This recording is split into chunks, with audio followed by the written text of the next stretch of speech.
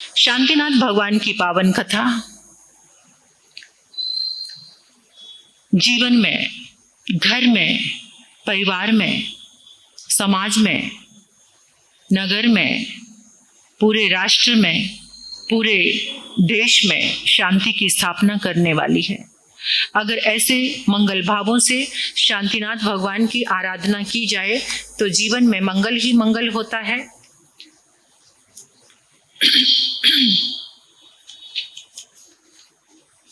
मूल कथा थोड़े से समय में आपके समक्ष आएगी, शांतिनाथ भगवान की ये पावन कथा, लेकिन एकदम धैर्य के साथ, विचलित होकर नहीं इस कथा को आप श्रवण करना। ये चातुर्मास की चौथी कथा है, यानी 5 कथाएं आती हैं पूरे चातुर्मास में, एक कथा आएगी नवंबर के महीने में, शुक्ल पक्ष की त्रयोदशी को ही ये कथा की जाती है। तो शांतिनाथ भगवान की ये पावन कथा है। शांतिनाथ भगवान हम सभी आपके अनंत अनंत पुण्य का आलंबन लेते हैं और प्रार्थना करते हैं मेरे समाज के हर घर में, परिवार में, सबके जीवन में शांति की स्थापना हो, सुख शांति समृद्धि आनंद मंगल का वास हो, सब तीर्थंकर भक्ति से जुड़े रहें। बाहर कहीं शांति की आराधना करवाने की आवश्यकता नहीं। शांतिनाथ भगवान का जाप कर लोगे तो आपके जीवन में शांति जरूर आएगी। तो ये शांतिनाथ भगवान की पावन कथा महान मंगलमयी है। सबसे पहले हम सिद्धिदायक मंत्र की आराधना करेंगे। ओम ह्रीं श्रीं श्री शांतिनाथाय सर्व विघ्न विनाशाय सर्व सिद्धि कुरु कुरु ह्रीं नमः। ओम ह्रीं अरहं श्री शांतिनाथाय सर्व विघ्न विनाशाय सर्व सिद्धि कुरु कुरु ह्रीं नमः। ओम ह्रीं अरहं श्री शांतिनाथाय सर्व विघ्न विनाशाय सर्व सिद्धि कुरु कुरु ह्रीं नमः। ओम ह्रीं अरहं श्री शांतिनाथाय सर्व विघ्न विनाशाय सर्व सिद्धि कुरु कुरु ह्रीं नमः। ओम ह्रीं अरहं श्री शांतिनाथाय सर्व विघ्न विनाशाय सर्व सिद्धि कुरु कुरु ह्रीं नमः। ओम ह्रीं अरहं श्री शांतिनाथाय सर्व विघ्न विनाशाय सर्व सिद्धि कुरु कुरु ह्रीं नमः। ओम ह्रीं अरहं श्री शांतिनाथाय सर्व विघ्न विनाशाय सर्व सिद्धि कुरु कुरु ह्रीं नमः। ओम ह्रीं अरहं श्री शांतिनाथाय सर्व विघ्न विनाशाय सर्व सिद्धि कुरु कुरु ह्रीं नमः। ओम ह्रीं अरहं श्री शांतिनाथाय सर्व विघ्न विनाशाय सर्व सिद्धि कुरु कुरु ह्रीं नमः। ओम ह्रीं अरहं श्री शांतिनाथाय सर्व विघ्न विनाशाय सर्व सिद्धि कुरु कुरु ह्रीं नमः। ओम ह्रीं अरहं श्री शांतिनाथाय सर्व विघ्न विनाशाय सर्व सिद्धि कुरु कुरु ह्रीं नमः। ओम ह्रीं अरहं श्री शांतिनाथाय सर्व विघ्न विनाशाय सर्व सिद्धि कुरु कुरु ह्रीं नमः। ओम ह्रीं अरहं श्री शांतिनाथाय सर्व विघ्न विनाशाय सर्व सिद्धि कुरु कुरु ह्रीं नमः। ओम ह्रीं अरहं श्री शांतिनाथाय सर्व विघ्न विनाशाय सर्व सिद्धि कुरु कुरु ह्रीं नमः। ओम ह्रीं अरहं श्री शांतिनाथाय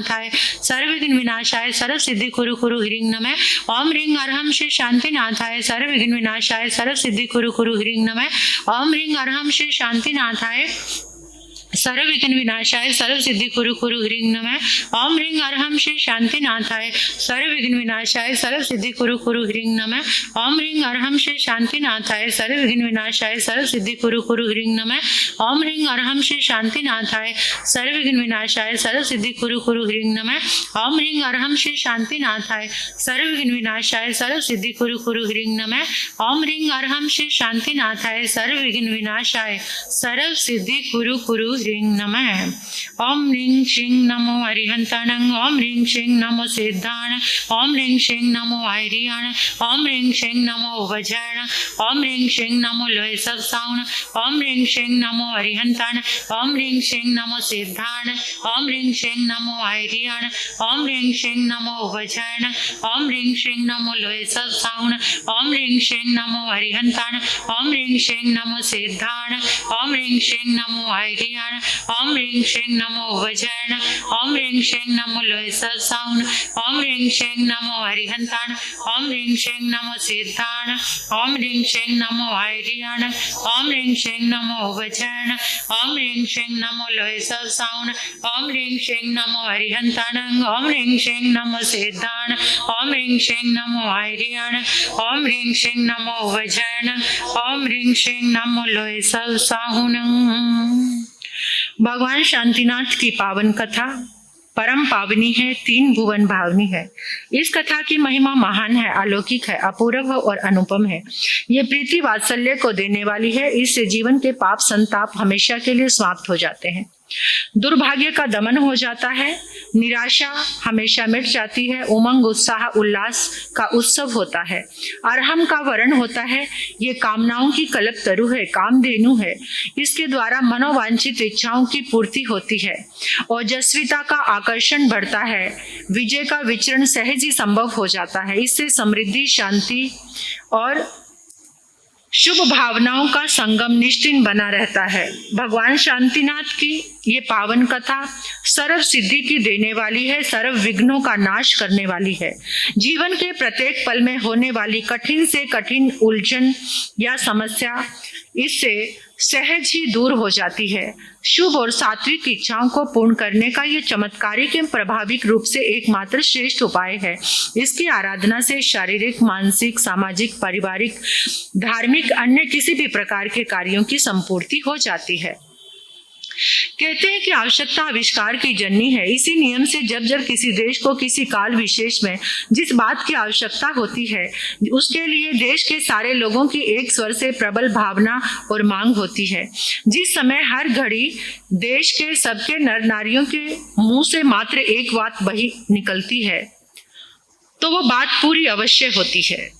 कालचक्र के चौथे आरे का नियम है कि उस समय देश में वहां के संपूर्ण आबाल वृद्ध नर नारियों की उस एक ही मांग, एक ही प्रबल लालसा, सम्मिलित भावनाओं की सुदर्श शक्ति से एक महान पुण्यवंत प्रबल शक्तिमान जीव देवलोक से चलकर यहाँ जरूर आते हैं।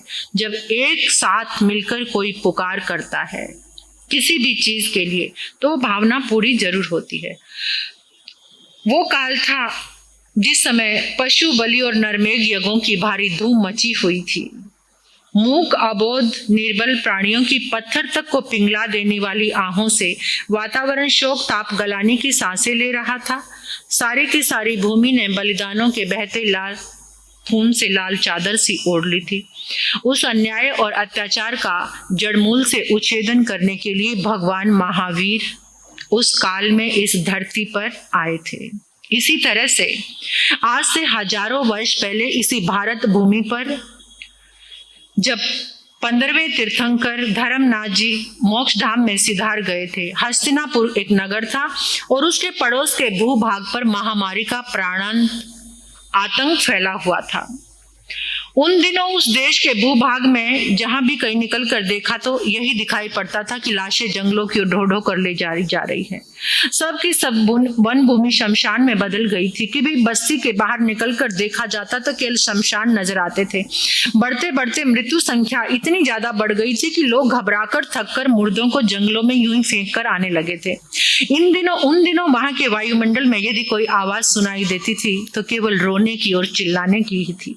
संपूर्ण प्रजा त्रस्त भयभीत होकर त्राही त्राही बचाओ बचाओ कोई आओ पुकार मचा रही थी।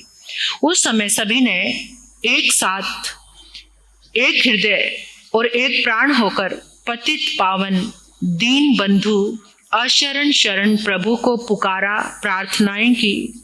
जब प्रार्थनाएं इतनी सच्ची हो और सबकी एक साथ हो तो कोई ना कोई आते अवश्य हैं।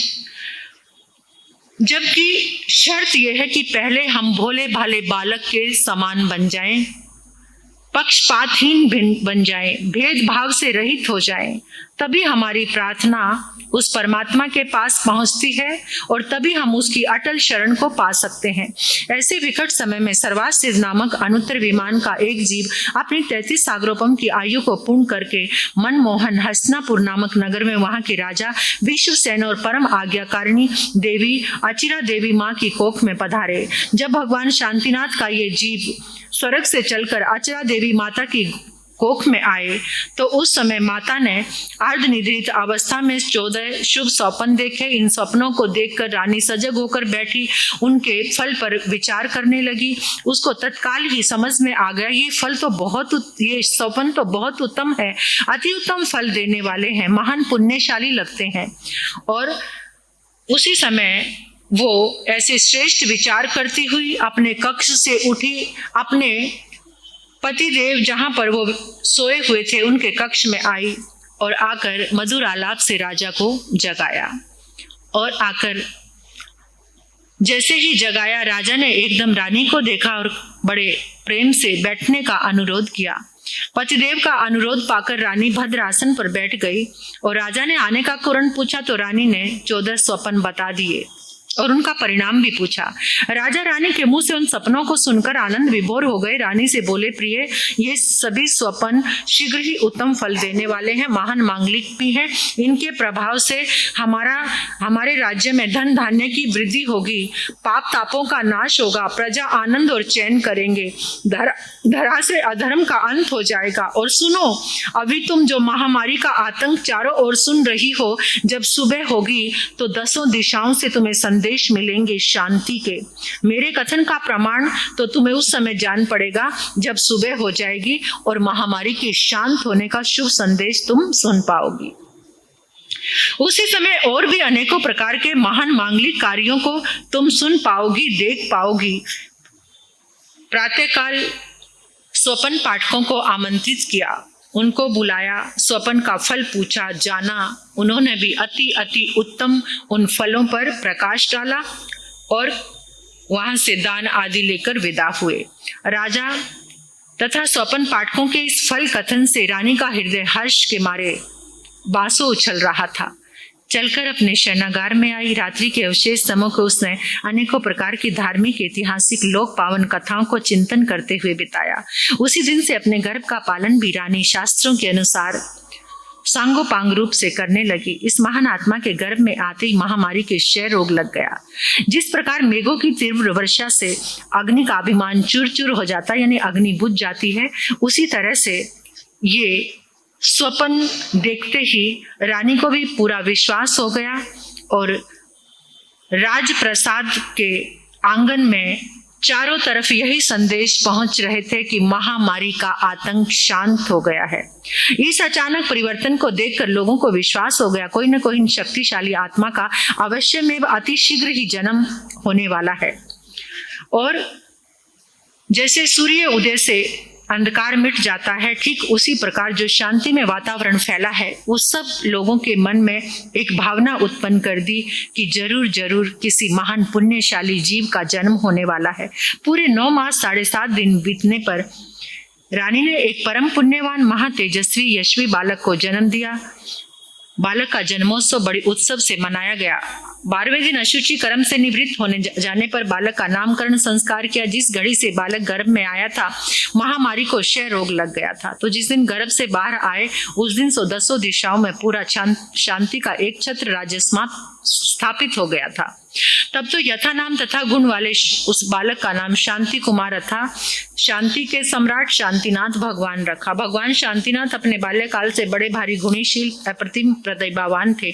उनके 8 वर्ष के हो चुकने पर उनके माता पिता ने उन्हें पाठशाला में प्रवेश कराने का विचार उठा, परंतु जब वो पाठशाला में पहुंचे और सारे के सारे पंडितों को उन्होंने स्पष्ट दिखा दिया कि उस समय के धुरंधर विद्वान मिलकर भी उनके ज्ञान की समता करने में असमर्थ थे, तब तो उनको पढ़ाने बैठाने की जरूरत ही कहाँ महसूस हुई। वो तो बिना पढ़ाई लिखाए संपूर्ण विद्याओं, कलाओं और संस्कारों में पूर्ण पारंगत थे। काल व्यतीत होने पर युवक बने। यशोमती नामक सर्वांग सुंदर कन्या से उनका विवाह कर दिया गया। आपको अपने राज्य में 14 रत्नों और 9 निधानों की प्राप्ति हुई, यानी 6 खंडों के एक छत्र स्वामी बने और उन्होंने 6 खंड के राज्य को स्थापित कर दिया। ऐसे कई दिन सुखपूर्वक बीत गए। एक दिन उनकी पत्नी ने, यशोमती ने, मुंह के मार्ग से अपने शरीर में चक्र रत्न उपजाने का स्वप्न देखा। स्वप्न देखकर रानी अपने पति के पास आई और बोली, मैंने ऐसा स्वप्न देखा है। उसी समय पति तो ज्ञान निधान थे ही और वो कहने लगे, प्रिय, पूर्व भव में मेरा दृढ़ रथ एक भाई था।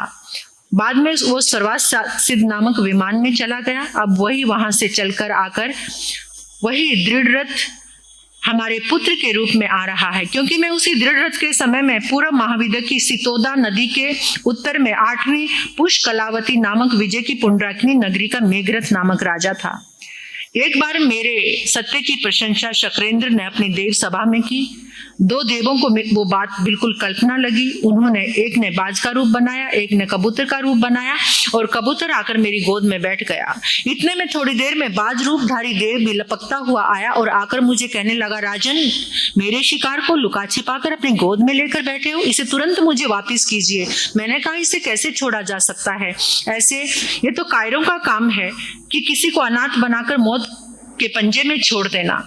शूरवीरों का और राजपूतों का, क्षत्रियों का तो धर्म है कि जो शरण में आए हैं उनकी रक्षा करें। मैं तुम्हें ये कबूतर नहीं दे सकता। बाज ने कहा, तो छोड़ो इसे ना सही, कम से कम अपने शरीर का मांस देकर मेरी भूख मिटा दो। हाँ, तुम्हारा ये उपाय ठीक है, तो ऐसा करके मैं संतोष मान लूंगा। तो बाज ने कहा, तो चलो लाओ तराजू और बाट, देरी किस चीज की है? तराजू के एक पलड़े में कबूतर को रख दो, दूसरे में अपने शरीर का मांस काट कर मुझे दे दो, तो मैं इसमें संतोष मान लूंगा। बाज की इस बात से प्रसन्नता के मारे मेरी नस नस फड़क उठी, लेकिन मेरा ये विचार मेरे पारिवारिक जनों को जरा भी नहीं रुचा और वो मुझे विचलित करने की चेष्टा करने लगे। परंतु मैं अपने निश्चय से कैसे डिगने वाला था। मैं टस्से मस भी नहीं हुआ। तराजू और छुरी मैंने मंगवाई। उसके आते ही अपनी जांग का मांस काटकर मैंने तराजू के एक पलड़े में रख दिया, दूसरे में कबूतर को बैठाया। काटते काटते अपने शरीर का काफी भाग काट डाला, लेकिन कबूतर फिर भी भारी है। तो ऐसे कबूतर को भारी देखकर मैं स्वयं ही तराजू के पलड़े में जा बैठा। ये देखकर बाज रूपधारी देव अपने असली रूप को और अधिक देर तक छिपाकर नहीं रख सका। अपना रूप प्रकट करके प्रसन्नता पूर्वक उछल पड़ा और बोला, राजन, मैं तुम्हारी शरणागत की और सत्यशीलता पर बार बार बलिहारी जाता हूँ। ये सारी माया मैंने और कबूतर ने तुम्हारी शरणागत की परीक्षा के लिए की थी। तुम उस परीक्षा में पूरे खड़े उतरे हो। मुझे कुछ भी नहीं चाहिए। ऐसे कहते कहते उन्होंने मेरे शरीर को पहले के जैसा सुंदर बना दिया और दोनों देव रूप में वहां से कूच कर गए। महारानी, यही मेरे पूर्व भव का वृतांत है। उसी सत्यशीलता और शरणागत दया के प्रचंड प्रताप से मैं ऐसी उच्च स्थिति को प्राप्त हुआ हूँ। ऐसे मेघरथ राजा ने तीर्थंकर गोत्र बंधन के 20 कारणों में से जीव रक्षा आदि के कई कारणों को अपने जीवन में उत्कृष्ट रस के साथ पूरा उतारा। तीर्थंकर होने का उत्कृष्ट पुण्य उपार्जन किया। उन्होंने सात्विक औषधि के अनेक औषधालय खुलवाए, जन साधारण को बिना मूल्य औषधियां वितरण की, जिनसे लाखों प्राणियों के रोगों का शमन होता था। उन्हें सच्ची शांति मिल जाती थी। इस जगत के दीन और दुखी, शोक और चिंताग्रस्त, लंगड़े, लूले, अंधे, बहरे, गूंगे, असाध्य रोगी और वे भी अज्ञान के प्रगाढ़ अंधकार में फंसकर अपने वास्तविक आत्म स्वरूप को जन्म जन्मांतरों से भूले हुए हैं और बार बार जन्म मरण को प्राप्त हो रहे हैं। ऐसे प्राणियों के लिए जरूर ही दान करना चाहिए। वो वास्तविक कृपा के पात्र हैं। इनकी सेवा सुसर्षा से भगवान के उपदेशों की वास्तविक सेवा और उपासना है। इससे इनके आशीर्वाद और कृपा दृष्टि मिलती है तो काट के ठूठ भी हरे भरे वन बन जाते हैं। स्वर्ग में जीवन स्वर्ग के नंदन कानन की छटा को मात करने लग जाता है। इनको खिलाने पिलाने सेवा द्वारा अनेकों प्रकार की बाधाएं दूर हो जाती हैं। राजा मेघरथ ने अनेक प्रकार की पाठशाला, गुरुकुल, विद्यालय, महाविद्यालय आदि शिक्षण संस्थाओं का उन्होंने स्थापित किया और जनता को विद्या का दान देकर अनेकों के अज्ञान रूपी अंधकार को मिटाया। लौकिक और लोकोत्तर अनेकों तरह के विद्या के राजमार्ग सब के लिए उन्होंने खोल दिए। उन्हीं राजा ने अपने राज्य में राज घोषणा द्वारा जीव हिंसा का निषेध किया, जिससे कि अहिंसा धर्म का खूब प्रचार और प्रसार हुआ। प्राणियों की रक्षा करना ये उनका मुख्य ध्येय था। ये तो भली भांति हम समझ ही चुके हैं कि वे स्वयं भी दीक्षित बने, केवली बने, तीर्थंकर बने, अहिंसा के प्रवर्तक बने, स्वयं अपने प्राणों का मोह त्याग कर प्राय के प्राणों को बचाने में कभी पल भर का भी विलंब नहीं करते थे। ये उनके जीवन का आदर्श और अहिंसा का करुणा का जीता जागता उदाहरण है। इसी प्रकार अनाश्रित तथा अनाथजन और अपंग, लूले, लंगड़ों आदि के लिए उन्होंने अनेक अनाथाश्रय, सदाव्रत आदि खोलकर उनके भरण पोषण, शिक्षा का समुचित प्रबंध कर दिया था। यही कारण था कि उनके राज्य का कोई भी व्यक्ति कभी भूखा नहीं रह पाता था। सधर्मी किंतु निर्धन बंधुओं के लिए तो उन्होंने इतना अच्छा प्रबंध कर दिया था कि भोजन के समय बिना रोक टोक के भोजनशाला में प्रवेश करके शांति के साथ भोजन कर सकते थे। फिर वे ही लोग पोषदशाला स्थानक में जाकर छोड़कर धर्म, ध्यान, सामायिक प्रतिकरण आदि धर्म कार्यों में संपूर्ण तन मन से जुट जाते थे। राज्य की संपूर्ण अनाथ, निराश्रित और विधवा माताओं के लिए भी उन्होंने 50 आवास बनवा दिए थे, जिनमें वे स्त्रियां समय समय पर भोजन कर लेती, नियमित रूप से नवकार महामंत्र का जाप भी किया करती थी। इतना ही नहीं, मेघरस राजा ने अनेक सामायिक भवन बनवा दिए थे। उसमें समय समय पर सभी लोग सामायिक प्रतिकरण, प्रार्थना आदि अनेक प्रमाण की धार्मिक क्रियाएं करते थे। पुण्य व धर्म प्रचार के जितने भी कार्य हो सकते थे, उन्होंने पूर्ण रूप से उनका प्रचार प्रसार किया, सबको योगदान दिया। उनके इस पुण्य तथा धर्म प्रचार के कार्यों को देखकर उनके शत्रु भी उनकी कभी प्रशंसा करने से नहीं चूकते थे। उनके हृदय में इस बात की प्रतिद्वंदता सदा सजग रहती थी। यूं अनेकों वर्षों तक न्याय नीति पूर्वक धर्म के 20 बोलों से तीर्थंकर पद अर्जित कर, अनंत पुण्य उपार्जित कर वो दीक्षित होकर उत्कृष्ट संयम तप से सर्वासिद्ध विमान में देव रूप में उत्पन्न हुए। वहीं से मेघरथ राजा का जीव यहाँ शांतिनाथ भगवान के रूप में आया। इन्हीं शांतिनाथ भगवान ने लोक कल्याण के लिए 6 खंडों के राजों का परित्याग किया, दीक्षा धारण की, और दीक्षा धारण करके उन्होंने 4 घनघाती कर्मों का नाश किया, केवल ज्ञान प्राप्त किया। तीर्थंकर हो 34 सती से तथा 35 प्रकार की वाणी से वो संयुक्त हुए। उन्होंने अनेकों साधु साध्वियों के श्रावक श्राविकाओं के द्वारा तीर्थ की स्थापना की। गणधर साधुओं के चतुर्विध संघ की स्थापना करके तीर्थ का आलंबन सारी मानव जाति को दिया। अंत में एक दिन ज्येष्ठ कृष्णा त्रयोदशी को अपने शेष 4 आघाती कर्मों का जड़मूल से नाश करके शांतिनाथ भगवान जी मोक्ष धाम को सिधार गए। बोलिए श्री शांतिनाथ भगवान की। इनका शांतिनाथ नाम रखने का स्पष्टीकरण तो यथास्थान हम ऊपर पढ़ ही आए हैं। इनका नाम सचमुच बड़ा उत्तम, हृदयग्राही, महामांगलिक है। प्रातःकालीन भजन स्मरण में जो इनके नाम का जाप करता है वो हितप्रद, शांतिदायक, लौकिक, लोकोत्तर आदि सभी मनोकामनाओं को पूर्ण करने वाला। भगवान शांतिनाथ प्रभु की ये पावन कथा महान मंगलमयी, आनंददायिनी, जहाँ भी इसका पठन पाठन और मनन होता है वहाँ निश्चय पूर्वक शांति का संचार हो जाता है। इस कथा के करने से धन, जन और वैभव की अभिवृद्धि होती है, परंतु होनी चाहिए सात्विक श्रद्धा, भक्ति, अटल विश्वास, प्रेम के साथ। इससे निर्धन धनवान हो जाते हैं, अपुत्र पुत्र को प्राप्त करते हैं, निर्बलों को बल मिलता है, रोगग्रस्त प्राणियों के रोग इसके करने से तत्काल दूर हो जाते हैं। इसके नित्य पठन पाठन से भूत, प्रेत, पिशाच, वेंतर, डाकनी, शाकनी आदि सभी उपद्रवों का शीघ्र ही अंत हो जाता, मनोवांछित संपूर्ण कार्यों की सिद्धि होती है। अधिक क्या, भगवान शांतिनाथ की पावन कथा को पढ़ने पढ़ाने से संपूर्ण प्रकार के दैहिक, दैविक और पौद्गलिक तापों का सर्वनाश होकर तदनुसार आचरण से इसी जीवन से मोक्ष की अक्षय चीज शांति प्राप्त होती है। बोले श्री शांतिनाथ भगवान की। शांतिनाथ भगवान की पावन कथा का ये आलंबन लेते हुए दूसरी जो कथा आती है पूर्णभद्र सेठ की है। उसके यहाँ संतान नहीं थी, उसने भगवान शांतिनाथ कथा की आराधना की तो उसको पुत्र की प्राप्ति हुई। सेठ ने उत्सव मनाया, धर्म को समझा और लोगों को धर्म समझाया। जो तीसरी कथा है वो एक रंक यानी गरीब ग्वाल की है, भूपाल, जिसके जीवन में कुछ भी नहीं था। उसने शांतिनाथ भगवान की आराधना की तो वो राजा बन गया। यानी शांतिनाथ भगवान की कथा के प्रभाव से जो गलियों में भीख मांगने जैसी जिसकी स्थिति थी, लेकिन भगवान शांतिनाथ की कथा से उसका भाग्य बदला, रंक से वो राजा बन गया। जब उसको लोगों ने देखा तो अनायास ही लोगों की रुचि धर्म की ओर, शांतिनाथ भगवान की ओर खिंची चली आई और उसी समय में अनेकों लोग जिन धर्म की शरण में आ गए। चौथी कथा फिर इसी तरह से एक गंगपाल नाम के ग्वाले की है। वो भी दिन भर में गाय चराता या लकड़ी काटता, यही काम था। मुश्किल से 2 समय का भोजन जुटा पाता था, कभी तो वो भी नहीं मिलता था। उसका पूरा परिवार भूखा ही सो जाता था। एक दिन मुनियों का संग मिला, शांतिनाथ भगवान की कथा का महत्व पता चला तो उसने आके कथा कराई। कथा करवाई तो उसी के घर में उसे 3.5 करोड़ रुपए की राशि जमीन के अंदर से मिली। इस तरह से उसका जीवन बदला शांतिनाथ भगवान की कथा से। और शांतिनाथ भगवान की पावन कथा करते हुए जितने लोग वहां बैठे थे उन सब ने अपनी आंखों से देखा कि कल जो इतना गरीब था आज इतना संपत्तिशाली बन गया, धन्य है। तो ऐसे ही 5वीं कथा है गुण सुंदरी सेठ की पुत्र वधु की उसको वेंत्री बाधा हो गई थी, भूत प्रेत की बाधा। शांतिनाथ भगवान की कथा जहाँ आती है वहाँ भूत प्रेत बहुत दूर रहते हैं। उस घर में कोई भी प्रेत बाधा, ऊपर का किया कराए का कोई भी प्रभाव नहीं होता है।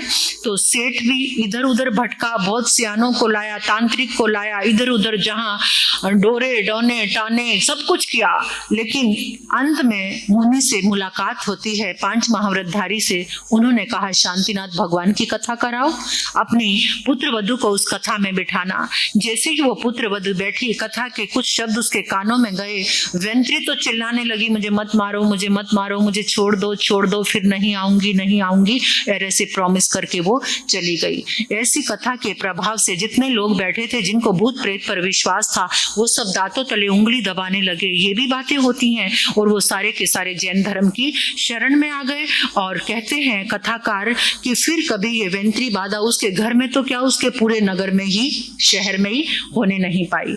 तो छठी जो कथा है, एक रानी की है, विजयसेना, जो जैन धर्म को नहीं मानती थी, पति राजा मानते थे, लेकिन मुनि गोचरी को आते हैं तो रानी उनका अपमान करती है, और अपमान भी बहुत बुरी तरह से करती है। राजा को भी खरी खोटी सुनाती है। जितनी खरी खोटी उसने मुनि को सुनाई, सारी खरी खोटी उसके अंदर गई। उसकी काया पलक मारते कोयले सी काली पड़ गई, और उसका विभत्स रूप हो गया, एकदम ऐसे भगंदर के रोग, कोढ़ के रोग, न जाने कितने कितने रोग उसी समय उसको हो गए।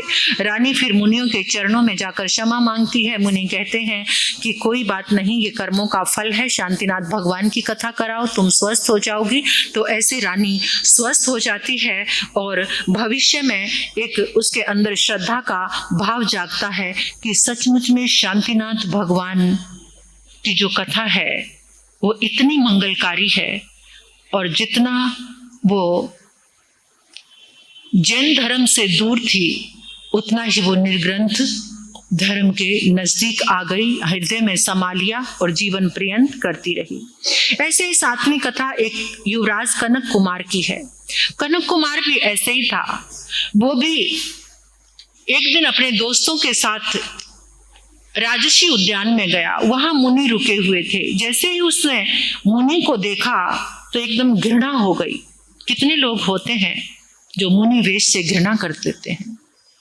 कोई कहते हैं डाकू आ गए। जब हम रास्ते में चलते हैं तो लेडीज अपने बच्चों को कही डाकू आ गए तो पकड़ के ले जाएंगे, जल्दी से अंदर चले जाओ। हम कहते हैं डराओ मत। ऐसे मुनि वेश के प्रति ऐसा डर पैदा वो बच्चों के अंदर करती हैं। तो ऐसे ही कोई घृणा करते हैं, कोई प्रेम करते हैं, किसी के अंदर श्रद्धा भाव जागता है। ये अपनी अपनी लेशा का प्रभाव है।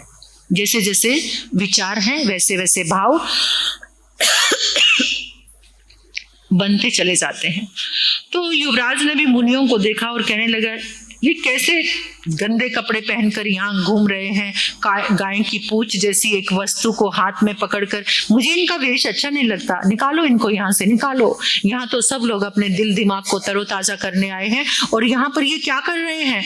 उसी समय युवराज को पैरालाइज हो गया, जमीन में गिर पड़ा, दांत बाहर निकल पड़े, आंखें टेढ़ी मेढ़ी होगी, कानों में बहरापन आ गया, शरीर के अंग काम नहीं कर रहे। लेकिन समझ है मैंने अभी अभी जो किया, अपने दोस्तों से अनुविनय करता जल्दी से मुनिराज के पास लेकर चलो, क्षमा मांग लेता हूँ। वहां गया, क्षमा मांगी, मैं ठीक तो हो जाऊंगा, शांतिनाथ भगवान की कथा कराओ। शांतिनाथ भगवान की कथा का आयोजन किया। मुनिराज ने उनको कहा कि ये जो कर्मों का फल है ये तो एक निमित्त मात्र है, जो गाली तुम्हारी घृणा का, बाकी तुमने जैसे कर्म किए हैं वैसा ही तुम्हें फल मिल रहा है। उन्होंने श्रावक धर्म के ऊपर प्रकाश डाला और श्रावक धर्म को युवराज ने अंगीकार किया। देव गुरु धर्म की पहचान बतलाई, पाप आश्रव के मार्ग बताए, संवर के मार्ग बताए, नव तत्व के विषय में प्रकाश डाला। युवराज को गहरा ज्ञान देकर कहा कि जाओ अब घर में जाकर के तुम शांतिनाथ भगवान की कथा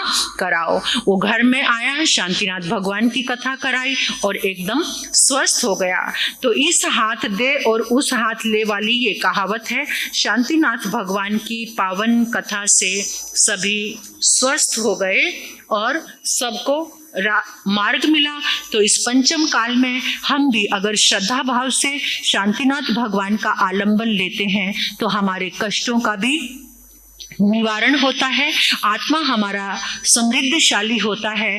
तीर्थंकर भगवान की पावन ऊर्जा हमारे भीतर, हमारे घर में प्रवेश करती है। शांतिनाथ भगवान की पावन तरंगे आज भी इस ब्रह्मांड में है। जैसे तीनों योगों से अगर तुम याद करते हो उन शुभ पुद्गलों को, तो वो तुम्हारे भीतर में और घर में भी प्रवेश करते हैं। तो ये शांतिनाथ भगवान की पावन कथा। बोलिए श्री शांतिनाथ भगवान की, बोलिए श्री शांतिनाथ भगवान की, बोलिए श्री शांतिनाथ भगवान की। ओम ह्रीं श्रीं नमो अरिहंताणं, ओम ह्रीं श्रीं नमो सिद्धाणं, ओम ह्रीं श्रीं नमो आर्याणं, ओम ह्रीं श्रीं नमो वज्रायणं, ओम ह्रीं श्रीं नमो लोय सब साहुणं, ओम ह्रीं श्रीं नमो अरिहंताणं, ओम ह्रीं श्रीं नमो सिद्धाणं, ओम ह्रीं श्रीं नमो आर्याणं, ओम ह्रीं श्रीं नमो वज्रायणं, ओम ह्रीं श्रीं नमो लोय सब साहुणं, ओम ह्रीं श्रीं नमो अरिहंताणं, ओम ह्रीं श्रीं नमो सिद्धाणं, ओम ह्रीं श्रीं नमो आर्याणं, ओम ह्रीं श्रीं नमो वज्रायणं, ओम ह्रीं श्रीं नमो लोय सब साहुणं, ओम ह्रीं श्रीं नमो अरिहंताणं, ओम ह्रीं श्रीं नमो सिद्धाणं, ओम ह्रीं श्रीं नमो आर्याणं, ओम ह्रीं श्रीं नमो वज्रायणं, ओम ह्रीं श्रीं नमो लोय सब साहुणं, ओम ह्रीं श्रीं नमो अरिहंताणं, ओम ह्रीं श्रीं नमो सिद्धाणं, ओम ह्रीं श्रीं नमो आर्याणं, ओम ह्रीं श्रीं नमो वज्रायणं, ओम ह्रीं श्रीं नमो लोय सब साहुणं, ओम ह्रीं श्रीं नमो अरिहंताणं, ओम ह्रीं श्रीं नमो सिद्धाणं, ओम ह्रीं नमो आर्याणं, ओम ह्रीं श्रीं नमो वज्रायणं, ओम ह्रीं श्रीं नमो लोय सब साहुणं, ओम ह्रीं श्रीं नमो अरिहंताणं, ओम ह्रीं श्रीं नमो सिद्धाणं, ओम ह्रीं श्रीं नमो आर्याणं, ओम ह्रीं श्रीं नमो वज्रायणं, ओम ह्रीं श्रीं नमो लोय सब साहुणं, ओम ह्रीं श्रीं नमो अरिहंताणं, ओम ह्रीं श्रीं नमो सिद्धाणं, ओम ह्रीं श्रीं नमो आर्याणं, ओम ह्रीं श्रीं नमो वज्रायणं, ओम ह्रीं श्रीं नमो लोय सब साहुणं, ओम ह्रीं श्रीं नमो अरिहंताणं, ओम ह्रीं श्रीं नमो सिद्धाणं, ओम ह्रीं श्रीं नमो वज्रायणं, ह्रीं श्रीं नमो लोय सब साहुणं, ओम ह्रीं श्रीं नमो अरिहंताणं, ओम ह्रीं श्रीं नमो सिद्धाणं, ओम ह्रीं श्रीं नमो आर्याणं, ओम ह्रीं श्रीं नमो वज्रायणं, ओम ह्रीं श्रीं नमो लोय सब साहुणं, ओम ह्रीं श्रीं नमो अरिहंताणं, ओम ह्रीं श्रीं नमो सिद्धाणं, ओम ह्रीं श्रीं नमो आर्याणं, ओम ह्रीं श्रीं नमो वज्रायणं, ओम ह्रीं श्रीं नमो लोय सब साहुणं। जय श्री शांति प्रभो स्वामी, जय श्री शांति प्रभो। संकट मोचन करिए सुनिए विनय विभो। ओम जय श्री शांति प्रभो। हस्तिनापुर में जन्मे अचला के नंदन, स्वामी अचला के नंदन, विश्व सैन्य कुल दीपक प्रभु आनंद कंदन। ओम जय श्री शांति प्रभो। जनमत मिर्ग नशाई शांति करे देवा, स्वामी शांति करे देवा। अमर अमर पति करते चरण कमल सेवा। ओम जय श्री शांति प्रभो। शांति शांति महामंत्र जो प्रेम युक्त गावे, स्वामी प्रेम युक्त गावे। रोग शोक भय नाशे सुख वैभव पावे। जय श्री शांति प्रभो। निर्भय नित्य निरंजन जाप जपू तेरा, स्वामी जाप जपू तेरा। बहुदधि प्रबल भवर से पार करो बेड़ा। ओम जय श्री शांति प्रभो। भक्ति भाव से करता सेवक अभिनंदन, स्वामी सेवक अभिनंदन। प्रेम पूर्ण भक्तों का स्वीकृत हो वंदन, प्रभु स्वीकृत करो वंदन। जय श्री शांति प्रभो, जय श्री शांति प्रभो। संकट मोचन करिए सुनिए विनय विभो। जय श्री शांति प्रभो। बोलिए श्री शांतिनाथ भगवान की।